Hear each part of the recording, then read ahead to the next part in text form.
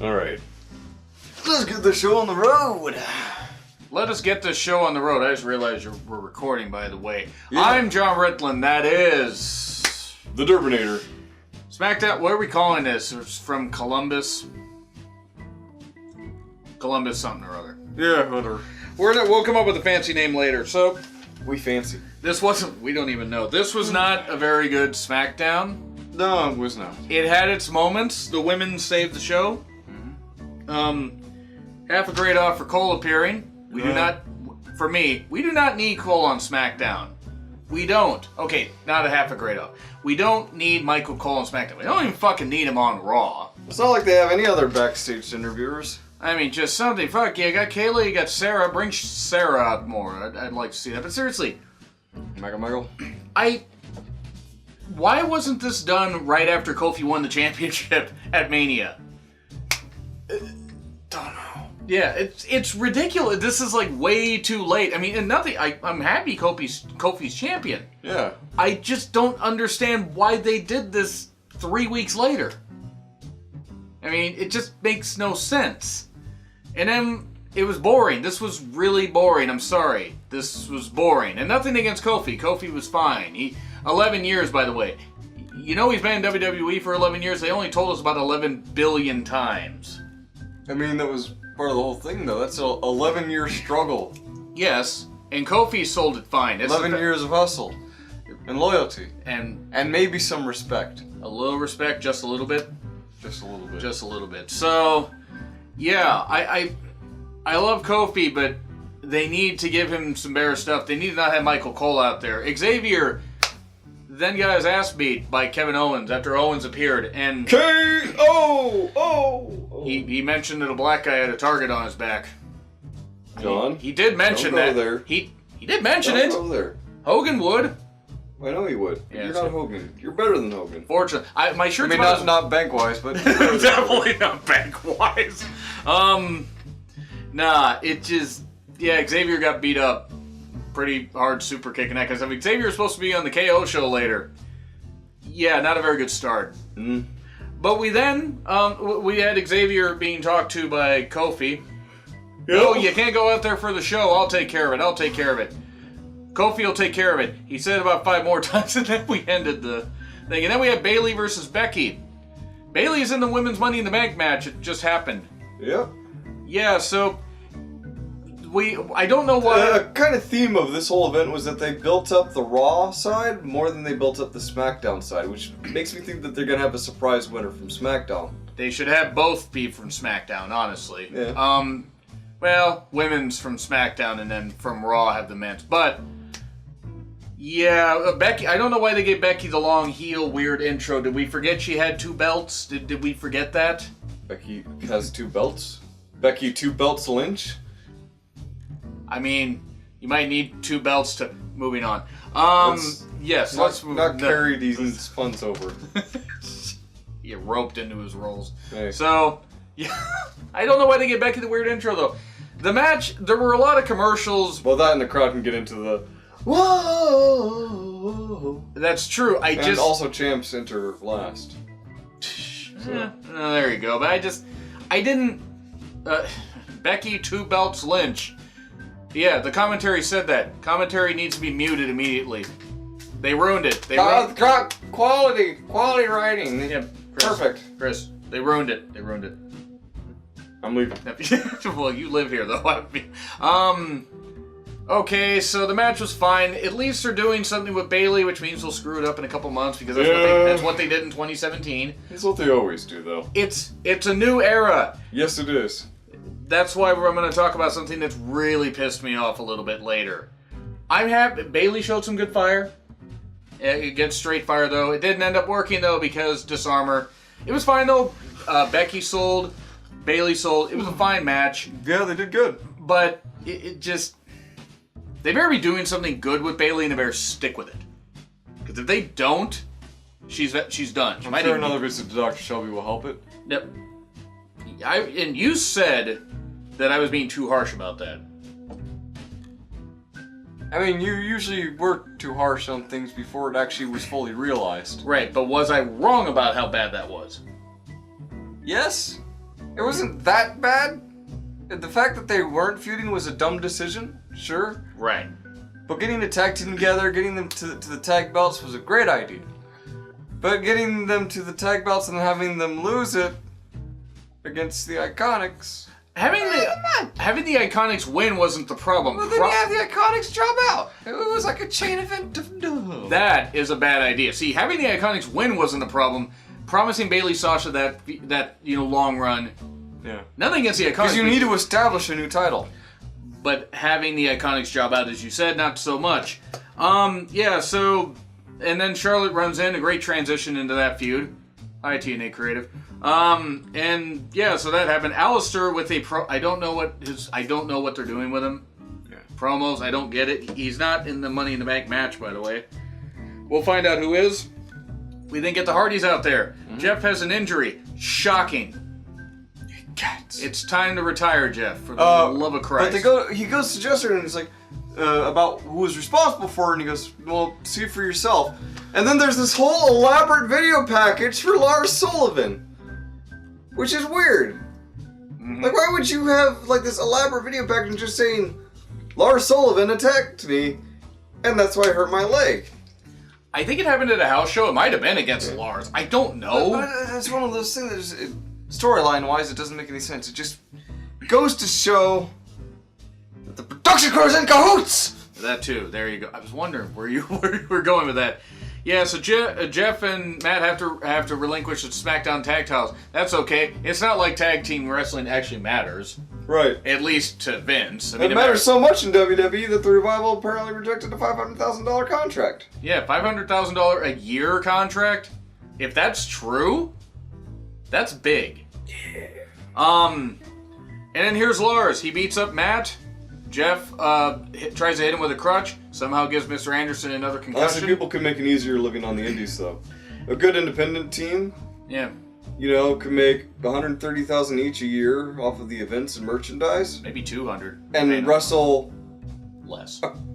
An eighth of what they do in WWE. Right, and I mean, and they could get stuff in Japan or Ring of Honor, that kind of stuff, because Ring of Honor needs tag teams, not Enzo and Cass. I know they're gone, but still. Matt gets beat up, and then Jeff, yeah, this 2010 episode of Impact was weird. Mm-hmm. And then Truth runs in. Speaking of Impact, though, he was around 2000. Yeah, Jeff Hardy acted as a distraction for Lars Sullivan as R-Truth runs in with the chair. And then... hits him with the chair, and Lars is just like, did a mosquito just sting me? And then Truth tries to swing the chair at him again. And he punches it the fuck away. Right. That was something. Yeah. That was something. Yeah. It was one of those, oh shit moments, like when Braun threw that chair at Roman, except we were laughing at that one. That was so fucking great. Have a seat? Nope. Anyway. Have a seat. So, we're getting Lars versus Truth on the pre-show. Money in the Bank is my guess. Yeah, probably. Then we get the Money in the Bank participants for SmackDown. Ali, Balor, Andrade, and Orton. So 3 out of 4 aren't bad. Mm-hmm. I have no desire to see Orton in a big match anymore. Right.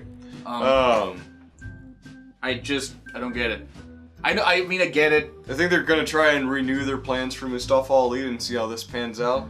Like, if Kevin Owens does win it at Money in the Bank, I would love to see Mustafa Ali take it. And Ali, you know what? Ali would be a good choice, actually. Ali would be a very good choice. And even if he doesn't win, he could feud with him. Yeah. So I think Drew's going to win. We're going to do our Money in the Bank predictions, by the way, but once again, we're going to announce this on every single show. You will be at an indie event. I will be reviewing it by myself. Mm-hmm. Which means if it's a bad show, you're going to get a lot of rage. You're going to get a lot of rage. And despite all his rage, he's still just... I'm not Nicolas Cage, fortunately. No. We then get the Iconics on commentary for Asuka and Kairi versus two jobbers, a very pretty redhead. And scary. Yeah, you got Cheetah and Poison Ivy. Is that what it was? Going DC.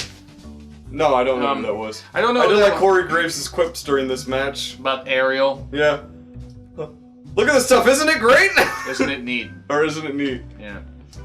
Oh my god, this match smells like feet. No. Actually, it was fine. The jobbers did what they could. I didn't catch their names. I don't care. So. Yeah, I very much disapprove of how they mixed together the music. Yeah, that wasn't very good. Create a new theme. And let them have their individual themes when they have singles matches. Right. So when's Asuka gonna turn on Kairi and go evil? Oh, I'd probably give it like maybe around SummerSlam. That's probably about right. Maybe they'll get a tag team win. Kyrie goes hit the sliding D, and one of the Iconics throws Asuka in the way. Or something like that. But yeah, what's gonna happen is the Iconics will retain at SummerSlam, and then Asuka's gonna snap. None of this is planned. But none of this is planned, by the way. So, yeah, okay, Asuka and Kyrie win. Cool. Yeah. Iconics were funny on commentary. I mean, that was good. Sonya and Mandy are talking backstage. Mandy's like, Sonya, you should be in the Money in the Bank match. And Sonya's like, nope. It's like, you're doing this to butter me up and this kind of stuff. And stop thinking that. I run a clean show. It reminds me of that thing from Dragon Ball Z Bridge. I know that you're playing me, but you're right. Basically, Sonya says, no, Mandy, you deserve that shot. You almost won at Fastlane. Except she didn't, because remember the apron skirt stuff that they did, and then repeated it on SmackDown. Because... Only bitches be tripping. Except Mandy isn't that. Yeah. They just made her seem like one. Character-wise, yes. Well, yeah. Oh yeah, the whole Naomi Uso thing. Yeah. Yeah, that was great. Anyway. So, focus. Yeah, that... We should be very fucking focused so we don't lose. I think I already lost plenty. So yeah, Sonya, right? What? Sonya and Mandy. Yep. You said that Sonya's gonna screw Mandy at Money in the Bank. No, screw Mandy over. At Money in the Bank. Right. She might screw her over the ladder. We don't know. Or the former. I mean, would anybody be opposed to watching? So we then get Reigns getting booed some. I that one. What? Ladder reformer. So there we go. Reigns, Jokes are funnier when you explain them. Yes, Reigns getting booed some. Yeah, a little bit, but what do you expect?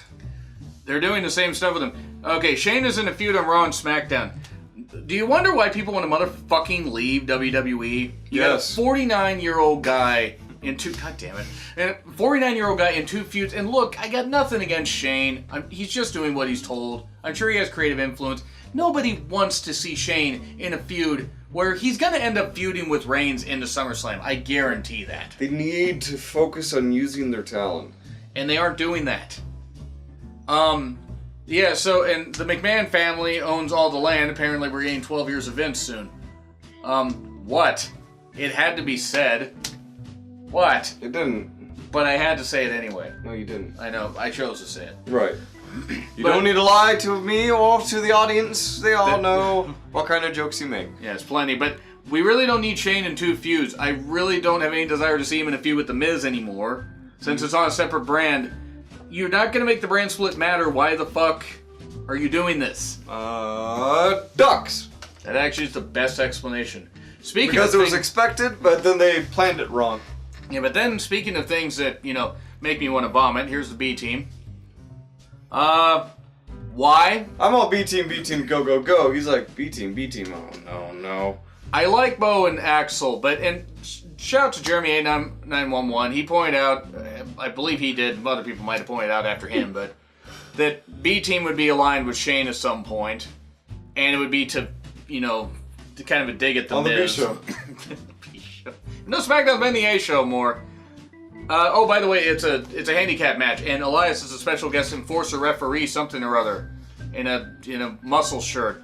It's Reigns versus the B team. Elias is outside. This match happened. It existed. Yeah. Elias kept interfering. Eventually, Curtis Axel got pinned. Curtis Axel, former Intercontinental Champion. Yes, and also a Paul Heyman guy. And also a former Tag Team Champion. That was when the Raw Tag Team division was at its lowest. And the absolute worst thing that has happened in 2019. And then we move on to the main event. Sorry, I don't like the Firefly Funhouse at all. I know what they're trying to do, but it's not going to work. I won't allow it to work for me. They really are going to have to prove me wrong after what I'm not going to allow it to work for me, but they're going to have to prove me wrong. Because those two things contradict each other. They do. I'm not going to allow it to change me unless they can prove me wrong, because they've ruined Brace so many times. I have no faith that they're going to follow through with this. Alright then. Anyway, main event. Yeah, and of course, Andrade... I'm not going to argue it with you any further. No, you're right, though. I totally get your opinion. Andrade says to Orton that I will tissue the respect. This is why you have Selena Vega next to him. Have him keep his words simple. Yes. And short. Yes. Let him work with his strengths. Focus on his weaknesses later. His English actually is not that bad. It's just I can tell he's nervous cutting it. Yeah. Because communicating in another language, like if I were to try to communicate in Spanish and actually try and do it for realsies, I would sound terribly awkward. I sound terribly awkward. I can make myself convincingly sound like I'm speaking Spanish, but I may not be pronouncing words correct. I can barely do English. I could definitely be saying that wrong. I probably am saying that wrong. What the fuck is that word? Right. It's a Mexican dish. Oh, okay. I was like, I figured it was. I struggle with English plenty. Ali and Balor versus Orton and Andrade. Of course, Orton was upset that he has to face and team with a brown person. It was a match that happened. It was okay. The stereo dives by Balor and Ali were cool. Yes. After a long fought match, not really long. Decent. It was like 10 minutes. Yeah. Yeah, something like that. Finn Balor sets Andrade up. Mustafa goes for the 054. 450. He hit the 450. Oh, he hit the 450? Yeah, he didn't do the 054. He's gonna break that out during other matches. Yeah. And so he hits the 450 splash. Yep. Which means Mustafa Ali is pinned Andrade. And then Randy Orton comes up from behind to attack, but Mustafa Ali takes out Randy Orton as well. Well, he actually did hit an RKO on Balor. Yeah, he hit an RKO on Balor. And then Ali fought him off. Yeah. Which was fine. By the way, Ember and Carmella are in the Money in the Bank match. Do not have Carmella win. Do not. Please don't. Do not. We don't need her winning 3 Money in the Bank matches. We didn't even need her winning the first one. Yeah. And Using James Ellsworth. Yeah, don't bring Ellsworth back, by the way. Yeah. He's a super freak. Super freak. He's super creepy. So, yeah, Ember in the match, that's fine. I'd be fine with Ember winning if they wanted to go that route. Yeah. KO show with dolls, and then Kofi comes and beats him down. That was it. That's a C- for SmackDown. It's C-. It was definitely better than Raw. Oh, like, Raw edged its way into a D+. SmackDown edged its way into a C- from a C. The women saved the show. They did. They really did. But yeah, there's a poll that is right up there. You can go ahead and grade along with us and let us know what you think. Yep. Leave a comment down below. Do all that stuff. I do want to say that I am going to be working almost nonstop for 3 weeks. So I'm going to pre-record as much content as I can. Weekly reviews will still happen. New Japan stuff will happen as much as I can. But you might see a bit of a downturn in the amount of videos posted. Yeah. Also, I'm burned out. Can you tell? But also, yeah, do all that stuff. And I'm Jonn Ritland. That is the Terminator. We will be back next week. Yes.